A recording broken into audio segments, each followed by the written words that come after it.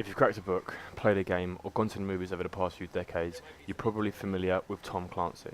Although he's been gone since 2013, his name lives on through the entertainment properties that he has created.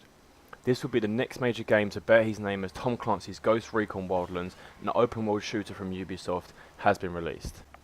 At DICE back in February 2016, we got to hear from Ubisoft's Vice President of Editorial, Tommy Francosis. As he discussed how the company created the open worlds in The Division and Ghost Recon Wildlands, he gives us an insight into what really boils down to making these games, which is first-hand research.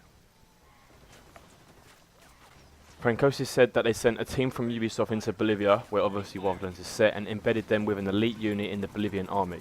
The goal was to get a feel for the terrain and learn enough to avoid any cultural taboos.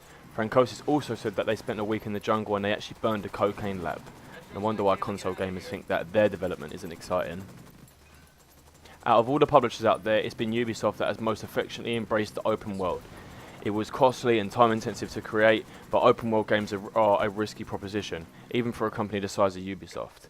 They have transformed an existing and largely well received franchise into an open world game, but the risk is still present. But Ubisoft has, for better or worse, created something of a template for genres with the games such as Assassin's Creed and Far Cry, and especially Watch Dogs, into which slots Wildlands. The result is a truly enormous and frequently beautiful game, but it often feels a little bit disorganised and a muddle of things to do. It lacks coherent narrative thread to pull you through its cookie-cutter co-op content, and it regularly condones some poisonous ideas through lazy writing. As an unnamed member of an ultra-capable quad-man squad, you're tasked with creating your own persistent online ghost from a huge list of options before heading into Bolivia. Wildlands' rendition of the country is a vast sprawl of all kinds of different landscapes. There are mountainous peaks that offer great sniping opportunities but little cover. There are also desert flats that offer no cover nor concealment for the elevation, which gives you a tactical disadvantage. But there is a vast tundra covered in verdant vegetation which provides ample space to maneuver unseen. There are also a multitude of different outposts, both militarized and civilian, which give you urban spaces to navigate. Your reason for being in Bolivia is explained in the first couple of minutes. The country has been turned into a narco state by the merciless Santa Blanca cartel, which is headed up by the idiotically tattooed top dog El Suno. Your job as the Ghost is to systematically destabilize the cartel's presence in the nation, going up against the corrupt private military forces that police Bolivia, Unidad. The plan for doing so is painfully familiar. Repeat similar if not identical missions, killing goons, tagging tactical supplies, interrogating lieutenants and tailing convoys, with the aim of taking out the gang's low and middle level leaders before slowly working up your way to the big boss himself. While the reasons for your arrival in Bolivia might be clear, the justifications for your actions are absolutely not.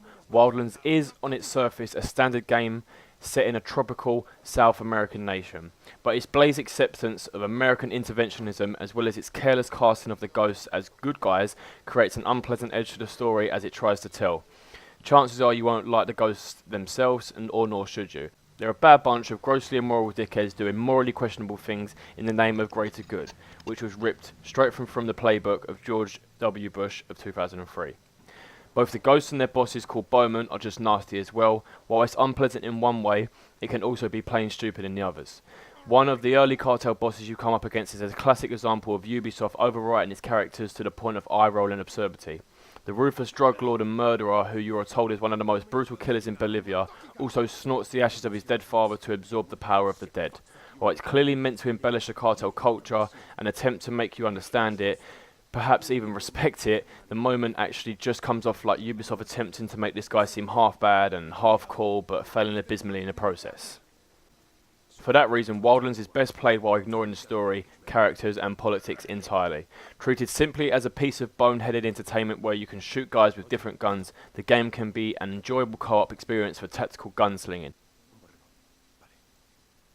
Regardless, it's still clear that Ubisoft has pushed out a game that's completely still full of bugs, while also continuing its own crime of scattering endless collectibles across the game world. This, in some regards, is understandably, Wildlands has been designed so that up to 4 people can play in the same squad, and there's clearly a need to pack tons of stuff in to do so, but the sheer abundance of cookie cutter content means that you may tire out before you put a bullet in El Suno's skull. Right, let's get down to the good. The graphics are great, the rain, the storm effects are top notch. Foliage looks superb, flying across the landscapes looks amazing. Up close some of the textures suffer, but not to the point of it's degrading the experience. The gunplay feels great, enemies and yourself go down in just a few bullets, and the bullet drop is solid enough. Bullet travel time is very slow, but I can live with it. Vehicles abound. I've never had to look far to find transportation, be it a helicopter, a plane or a boat or a car. Camps offer good variety, multiple approach angles and good stealth opportunities. Also, the gunsmith and clothing customization is fucking fantastic. Matchmaking online gives you a percent match by playstyle, meaning you more easily find like-minded players.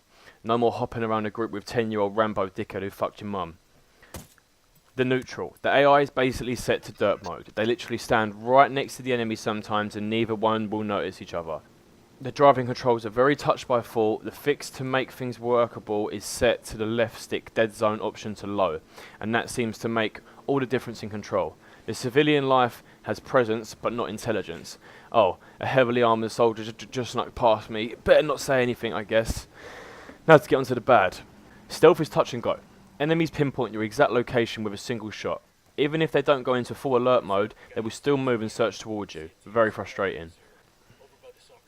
Enemy bodies disappear almost immediately. While this isn't Splinter Cell, it certainly doesn't encourage alternate playstyles. There's almost no consequences for sniping a whole camp.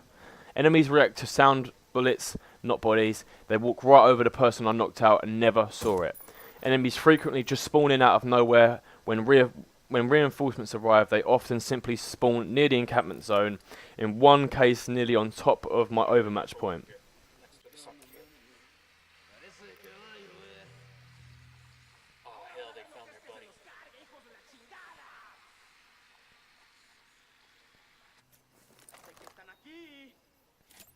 Their lieutenant's running away.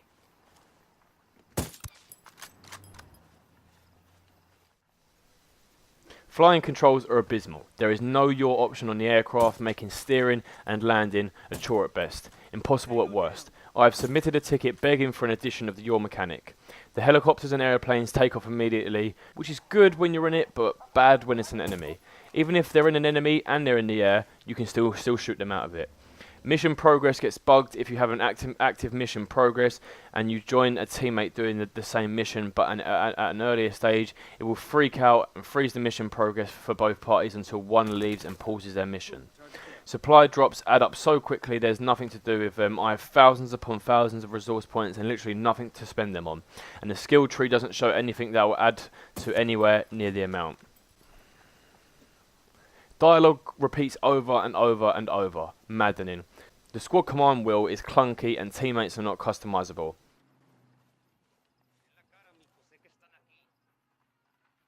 Can't go down.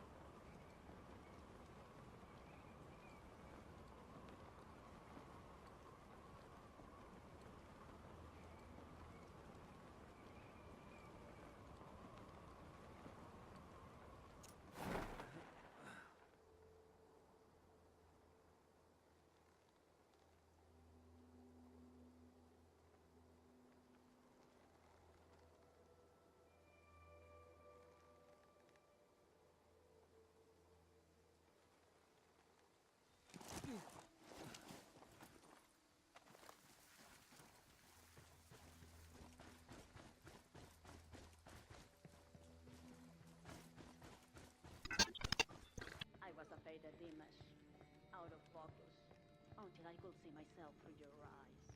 Thelma, just now when I was breaking that man's hands, My consensus. Overall, it's rough. I have no false hopes that any of the game in the future will change due to the amount that has gone into it so far, and plus it's Ubisoft. Despite its shortcomings, it keeps me entertained. It's also a blast to play with friends. I would buy this game, and obviously I have, if not only to play with others. It's certainly not the single-player GCOTY, but if groups are your thing, then definitely keep an eye on this one.